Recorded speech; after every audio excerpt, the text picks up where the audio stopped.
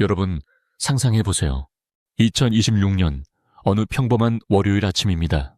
알람 소리에 잠을 깨 휴대폰을 켰는데 재난 문자보다 더 무서운 속보가 떠 있습니다. 원달러 환율 1,600원 전격 돌파, 외환시장 일시 중단.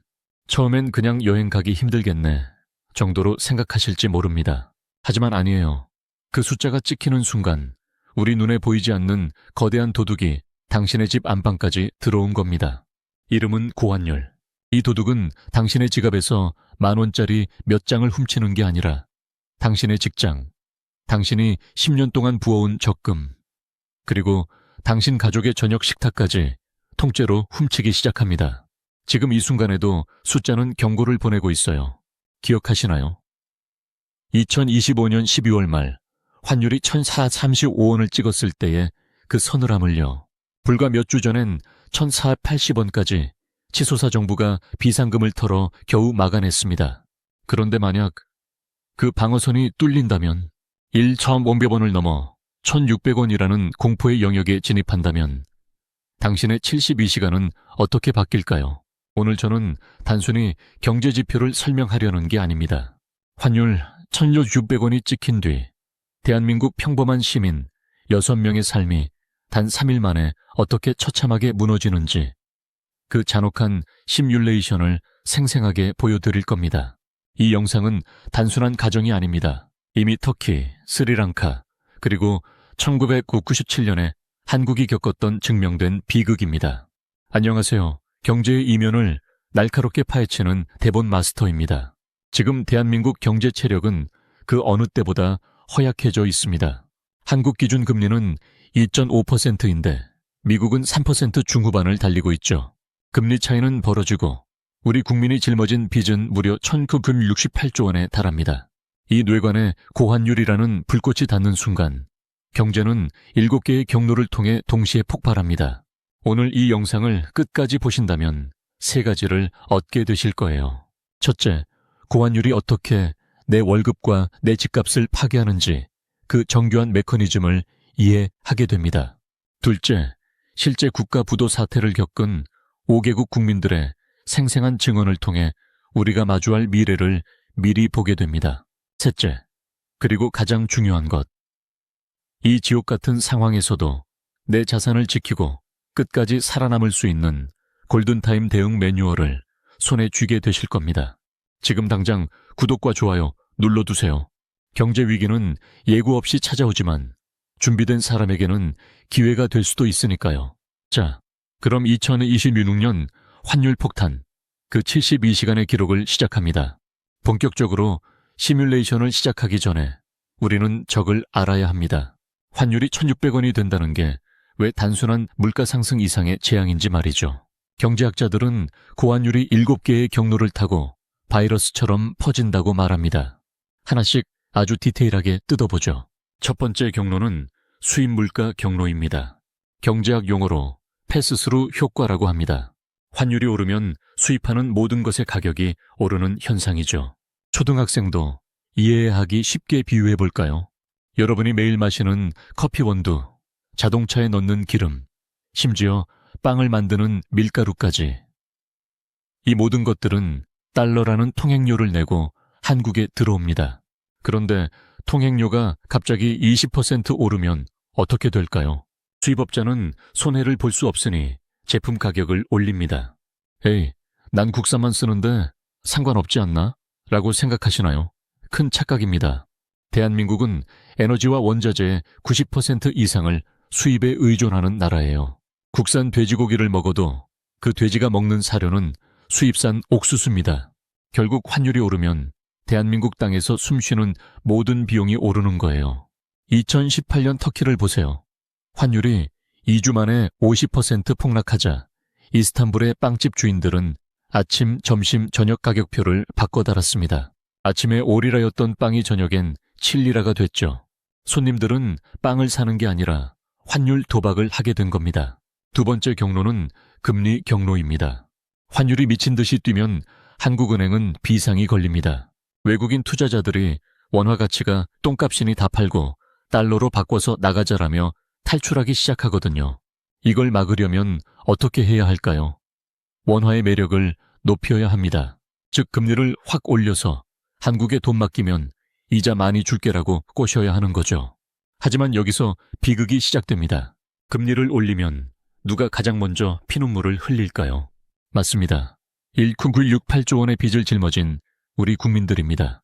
여러분, 지금 당장 여러분의 대출 약정서를 확인하세요. 변동금리인가요? 만약 환율 1,600원 시대가 오면 금리는 7에서 8%를 넘어 7%까지 갈 수도 있습니다. 이건 협박이 아니라 1997년 우리가 직접 겪었던 현실입니다. 당시 금리는 25%까지 치솟았고 수많은 아버지가 집을 떠나야 했습니다. 그런데 여러분, 물가가 오르고 금리가 오르는 것보다 더 무서운 게 있습니다. 바로 피가 마르는 현상, 기업들의 돈줄이 끊기는 겁니다. 환율이 1,600원을 찍으면 가장 먼저 심장마비가 오는 곳은 바로 수입업체들입니다. 경제학에서는 이걸 달러 스퀴즈라고 불러요. 달러를 꽉 쥐어짜서 시중에 달러가 마른다는 뜻이죠. 쉽게 생각해 보세요. 우리가 해외에서 물건을 사올 때는 원화를 주지 않아요. 무조건 달러로 결제해야 합니다. 그런데 환율이 1,600원이 됐다는 건 똑같은 물건을 사는데 내가 가진 돈을 20%나 더 얹어줘야 한다는 뜻입니다. 여기서 흔히 하는 오해가 있습니다.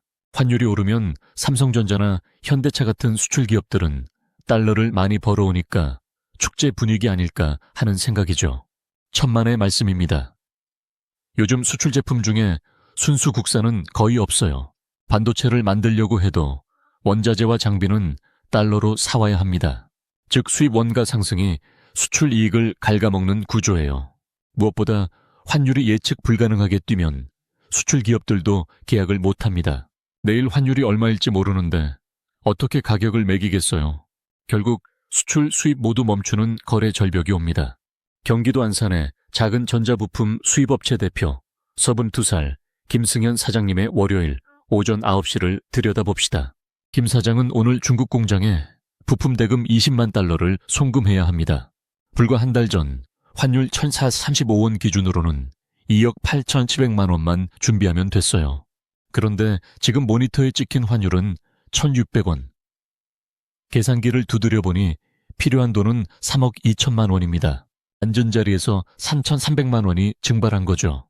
김 사장은 급하게 은행으로 달려가 보지만 은행 창구에서는 외화 관련 대출이 전면 중단됐다는 차가운 답변만 돌아옵니다.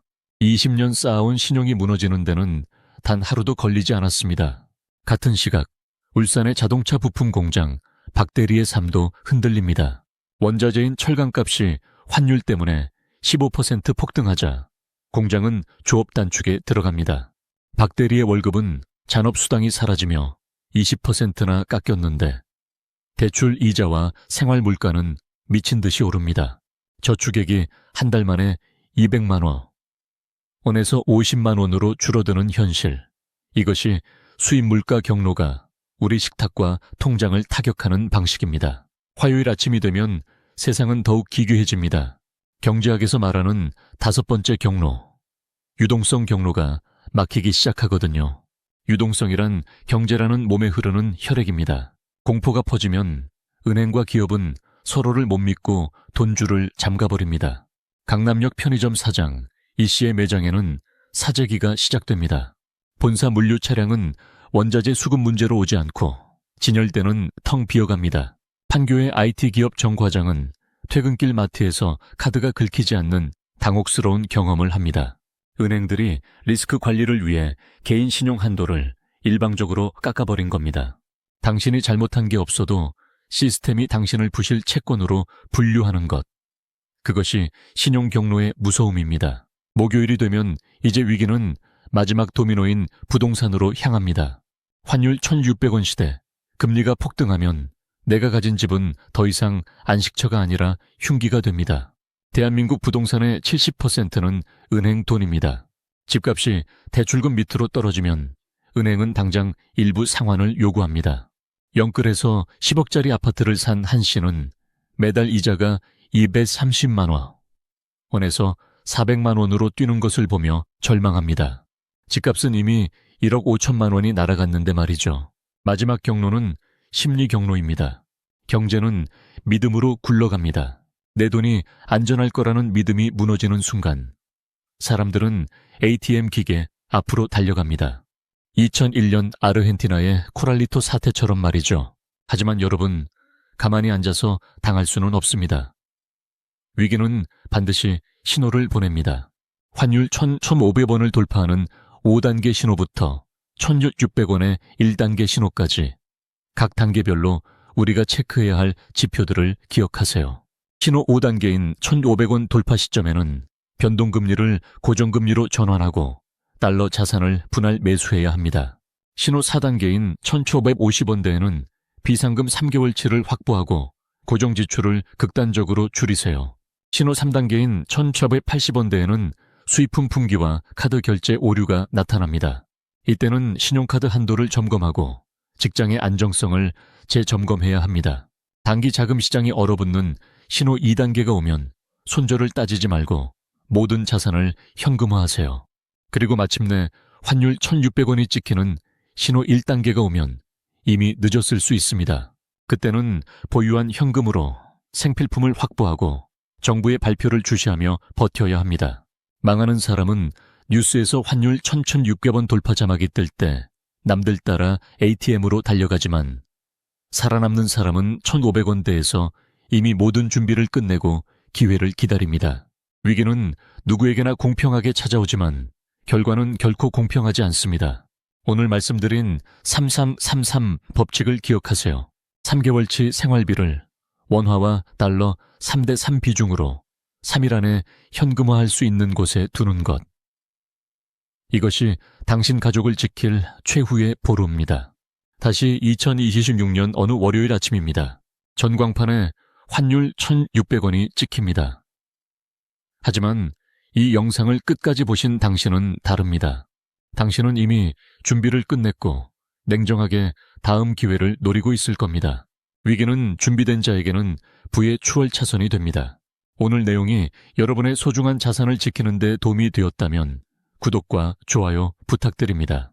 여러분의 72시간이 공포가 아닌 희망이 되기를 진심으로 응원합니다. 감사합니다.